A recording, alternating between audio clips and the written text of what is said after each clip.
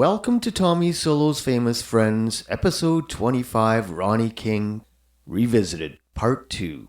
Where we left off in part 1, we had just started talking about the early hits from the Stampeders, and we continue on in part 2, starting from 1971, and we're going to talk about some touring and a whole bunch of stuff. So, welcome back, and here we go.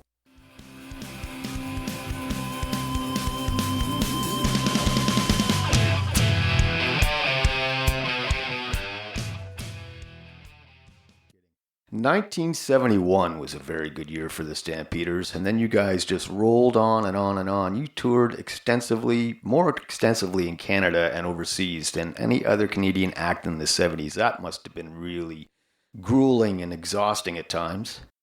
Well, we were young, and most of our energy was we lived to party and whatnot, and so it wasn't as exhausting as things get these days. Now that we're older, and we just made do. It was just a different setup every night. The crew we had was well rehearsed and practiced, and putting it up and taking it down, and lights, sound, the whole thing. Okay, on to the next place, boy. I'll tell you what. I think we're going to drive as far as we can to the next place, so we can get to the hall ahead of you guys and set it all up, and then be ready for when you get there for the sound check. So that often happened, and sleep was 3 a.m. we'd party too, and then sometimes we'd get up and say, "Oh, geez, tired, but let's go, let's rock," etc. And we started flying everywhere, and the States especially, and we'd play with these bands down there that everybody had a bus, so on. Especially we did many dates with a group called Black Oak, Arkansas, with Jim Dandy singing lead and whatnot. They became pretty good friends, and they all had a bus. So we just said, okay, we got to get up at 8 in to go catch a flight. And we'd all kind of arrive at the same time and hear us, we enjoyed flying and whatnot, but it certainly made you need a nap maybe in the afternoon. Before the sound check and whatnot. But we just rocked on youthful energy and, made it work. Tried to stifle any yawning on stage and so on else. Once the adrenaline takes over, you know what it's like. You just, there's no stopping you. I was just going to say, living on adrenaline. Yeah. Exactly. Yeah. I mean, I didn't do the level of touring that you guys did, but just being on the road, like driving from Toronto to Thunder Bay, etc. I mean, that was exhausting enough for me, let alone touring the world and, getting up every day with jet lag, whatever. Yeah. So you guys certainly put in the work and had the work ethic. So there were 9 albums released before 1979. Now, that was right about when, and I don't know if you would even remember, but I met you when you played with your own version of the Stampeders. And you had recorded the album Ballsy.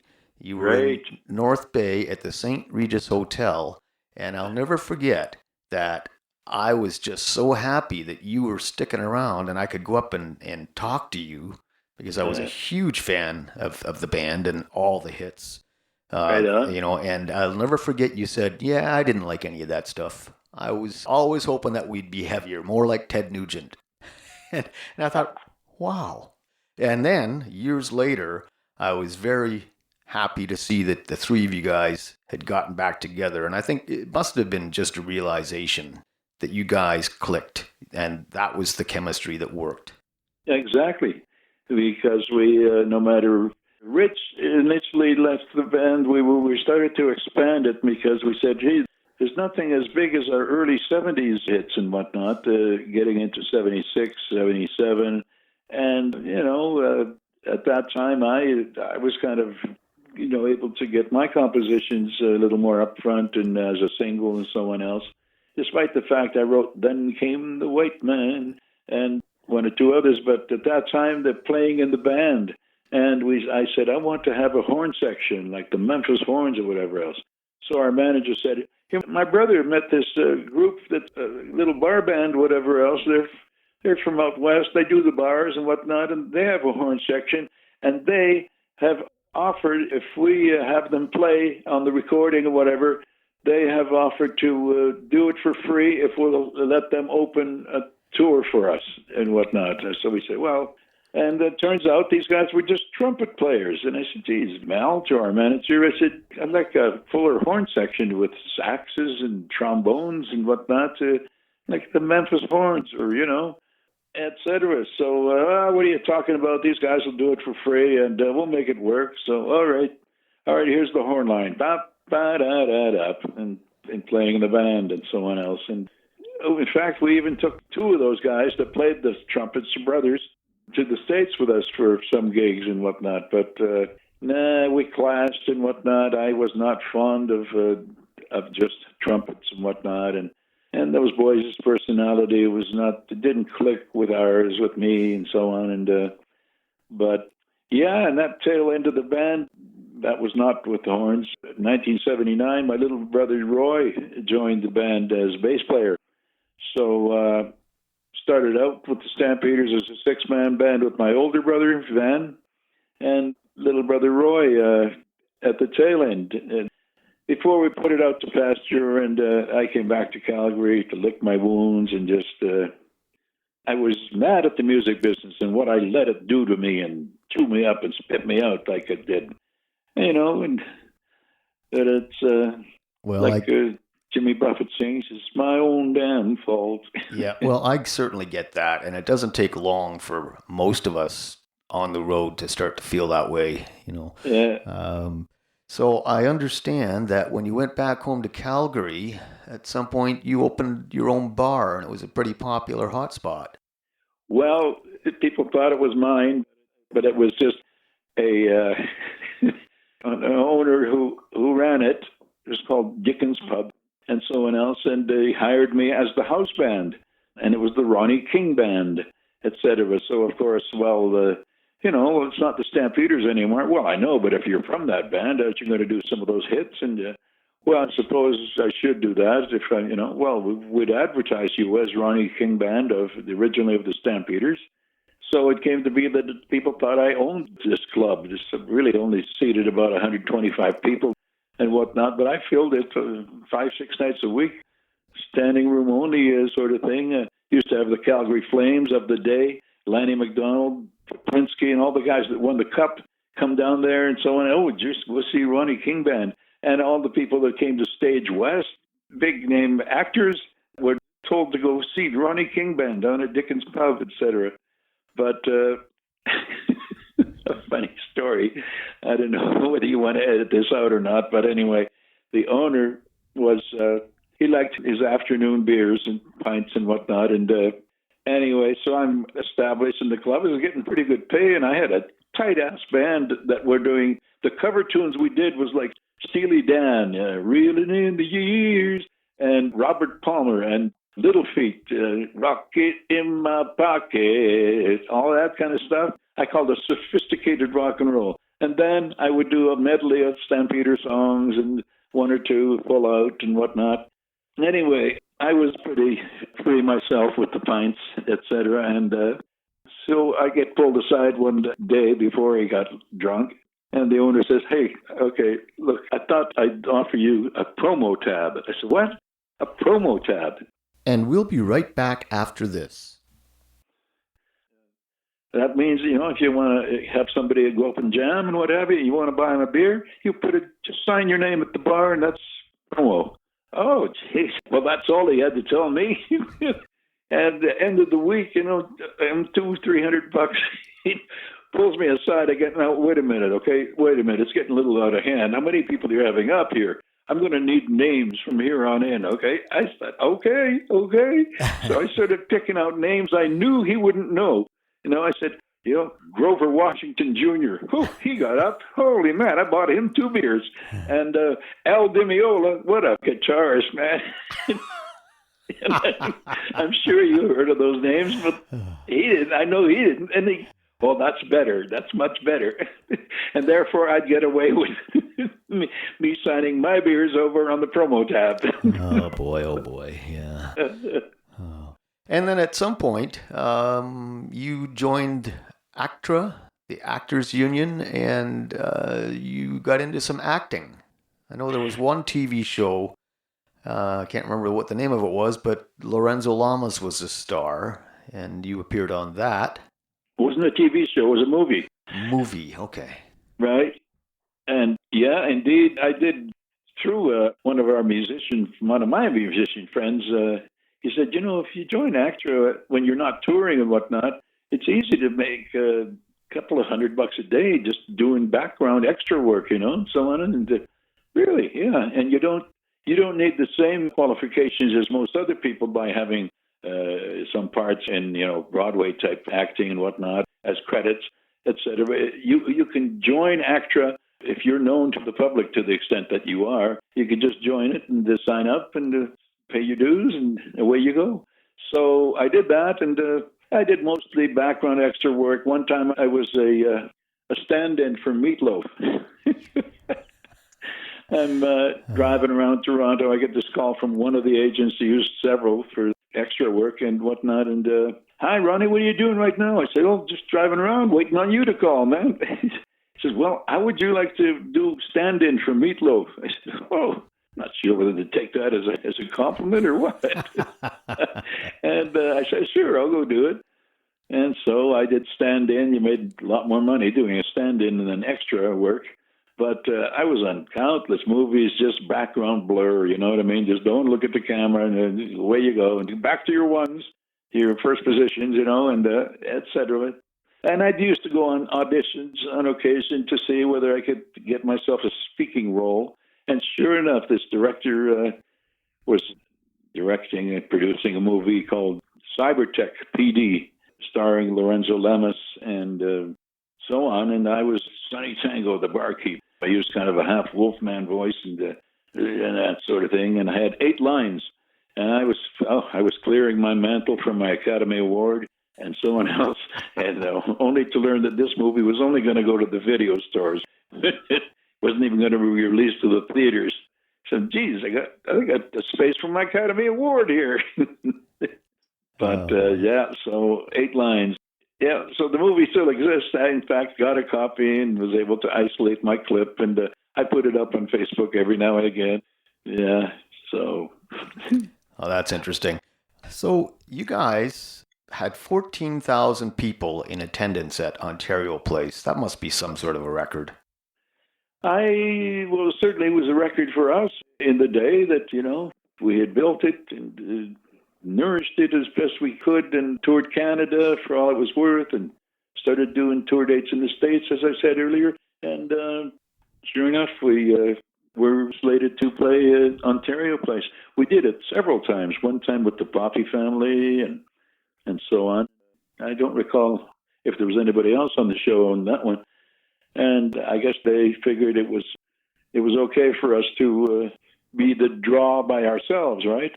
We were opening at the C&E Grandstand for 25,000 people per show. We opened for Sonny and Cher, the Beach Boys, several others.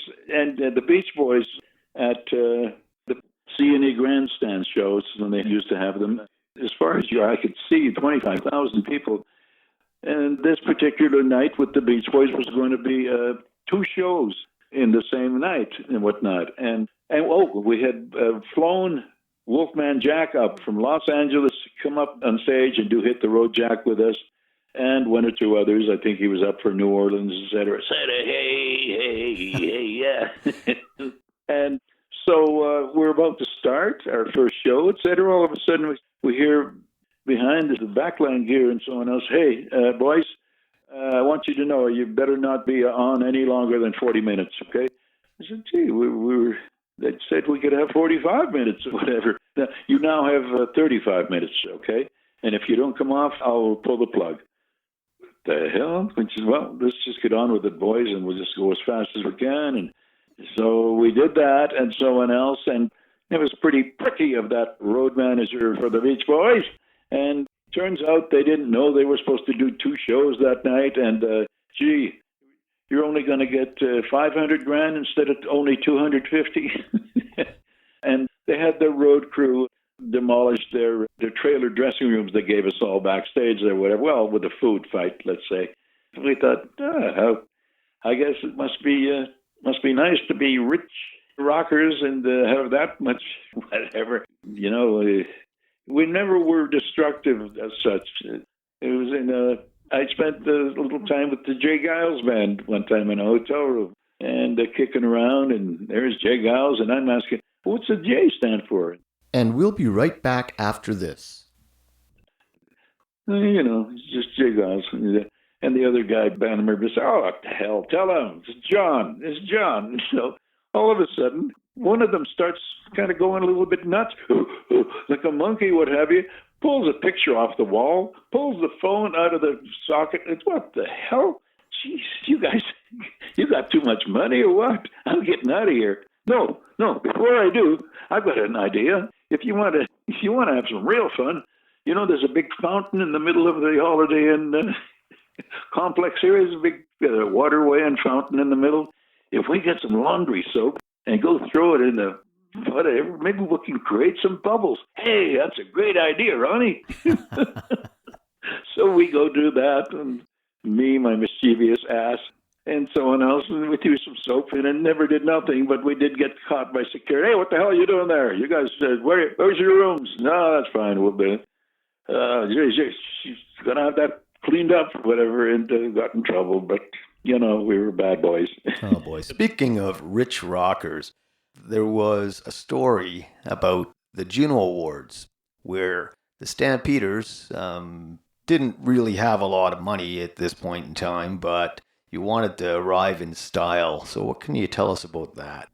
Well, yeah, we were not all that rich yet, and not that we ever became all that rich, except for Rich, who wrote Sweet City Woman. Bastard. Lucky guy. Anyway, we had already used a limousine driver for certain things. His name was Lewis.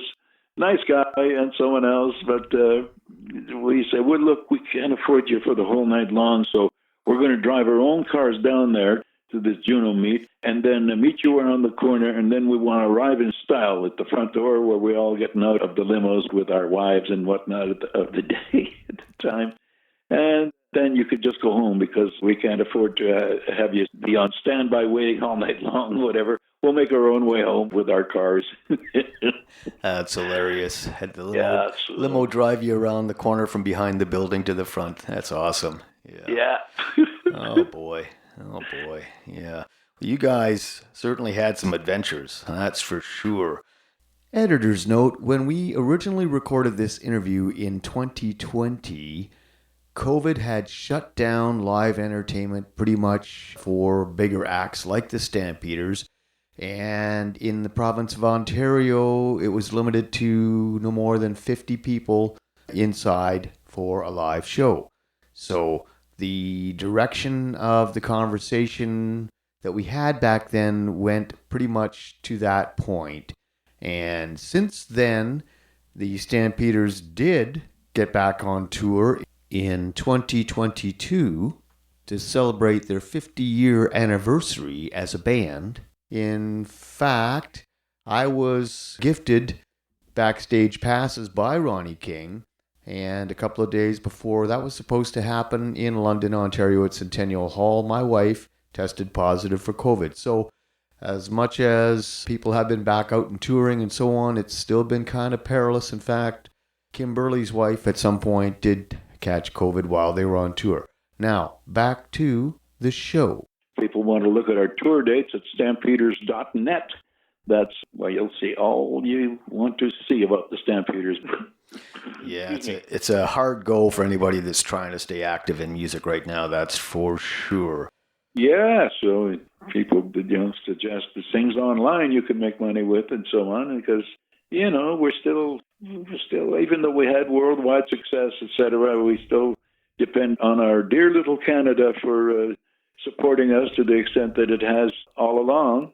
And ever since, we thank our lucky stars to be able to get these white-haired fans that come to see us. Now, man, I grew up on you guys, and I first saw you in 1972, and this or that at such and such a place. Do you remember that? Sometimes joke and say, yeah, weren't you the third guy in the fifth row? Yeah, I was one of those guys myself. Yeah, yeah. Wow, that's quite the career, and I get the sense that you feel like I do that music is the doctor. Very much so. Very much so. I just heard a little something whereby a lot of congressmen in the States are thinking to somehow abolish artists getting so much money for radio play as royalties and this and that. And what the hell? That was on Facebook. I even reposted it, and then I put my little blurb underneath. I said, imagine a world without music.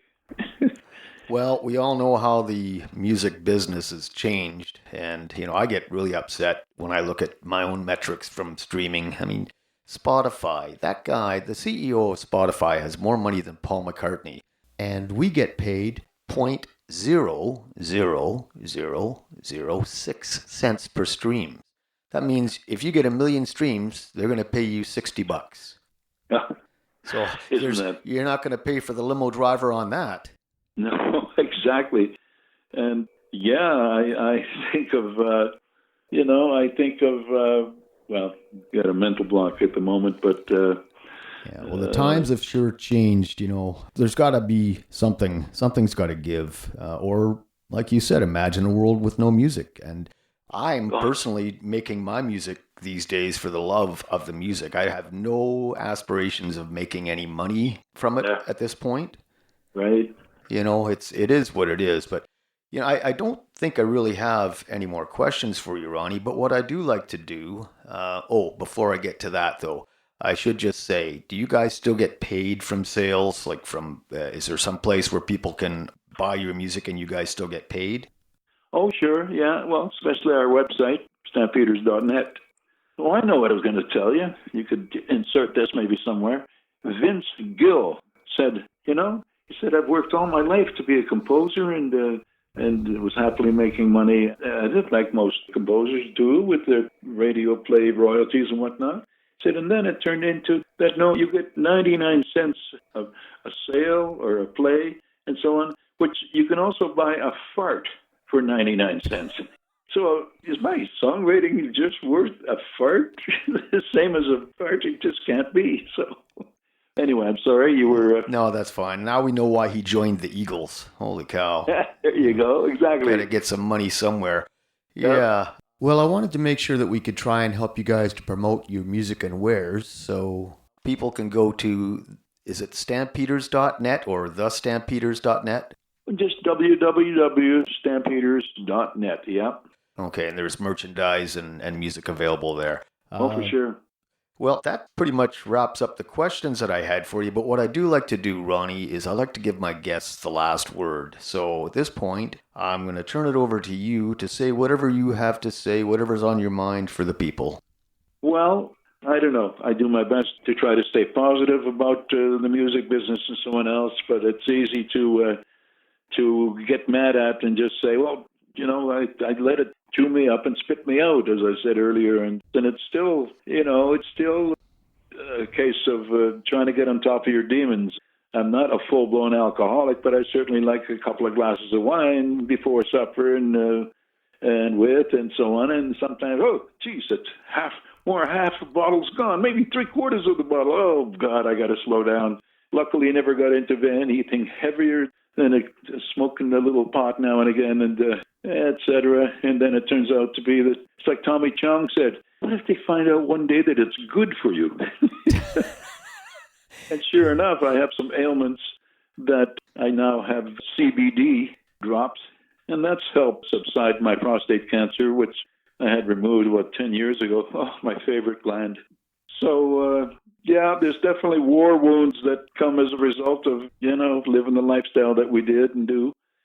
But all in all, I wouldn't change it for the world. So, well, I know that there is a huge number of people that, as you say, grew up with the Stampeders. You've got so many fans. And, one of my favorite things about doing this podcast is actually watching people's reactions and how they respond to hearing somebody like Ronnie King, and to reminisce over the stories and so on. So, it's always a pleasure for me to talk to somebody like you. So I thank you so much for taking the time out of your day to talk to me, Ronnie. It's been a real pleasure for me. And until next time, cheers. Thank you very much, Tommy Solo. And you keep on rocking. Who knows? We'll maybe jam together one day. That would be awesome. And there you have it, part 2 of my 2020 conversation with Ronnie King. And now here's Ronnie playing and singing in the band with the Stampeders. Enjoy.